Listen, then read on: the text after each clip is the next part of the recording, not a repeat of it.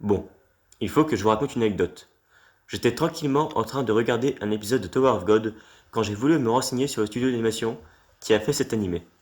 Donc voilà, je tape sur internet Tower of God, voilà, Wikipédia, puis je vois que c'est le studio Télécom Animation Film qui a fait cet animé. Inconsciemment comme j'étais et ne connaissant pas le studio, j'ai voulu cliquer dessus pour me renseigner. Et là, mine d'or d'informations.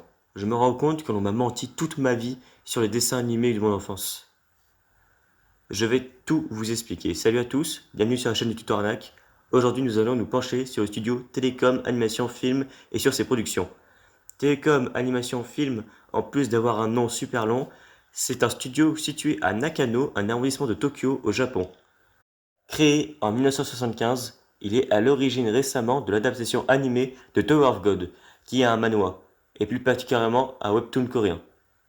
Et comme God of High School, c'est une production Crunchyroll. Bref, c'est pas ce qui est le plus intéressant, mais bien ce qui va suivre, car ce studio était d'abord destiné à produire des longs métrages et des séries sur des productions étrangères, en faisant de la sous-traitance pour d'autres studios.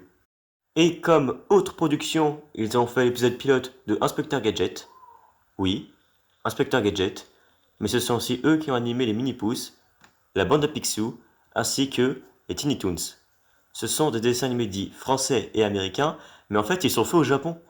Ils ont aussi fait des séries de super-héros comme les séries Batman, Superman, Spider-Man.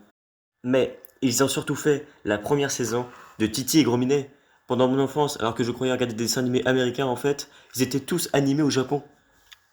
Et dans leur production japonaise, cette fois-ci, même s'ils sont en collaboration avec l'Italie, ils ont animé Sherlock Holmes de Hayao Miyazaki. Sauf que ce studio a une société sœur nommée Marza Animation Planet qui ont fait des films comme Albator, le corsaire de l'espace sorti en 2013, ou encore le film Sonic de 2020 là, en collaboration avec la Toei pour Albator et avec Paramount Pictures pour Sonic. Mais ces deux studios, eh ben ils ont une société mère qui n'est autre que TMS Entertainment, soit le studio qui a fait dans les années 70 Rémi sans famille et Lady Oscar par exemple. Puis, dans les années 80, ils ont fait Ulysse 31 en collaboration avec DIC, ainsi que Cat Eyes de Tsukasa Hojo, le même qui a fait Nick Larson. Dans les années 90, ils ont produit Détective Conan, et plus récemment, là, ils ont fait Fruit Basket en 2019, et la même année, Dr. Stone. Et ce studio est lui-même la filiale d'une autre société qui n'est autre que Sega. Et est-ce que j'ai vraiment besoin de vous parler des productions de Sega en termes de jeux vidéo? Les Sonic, les Total War, Virtua Fighter.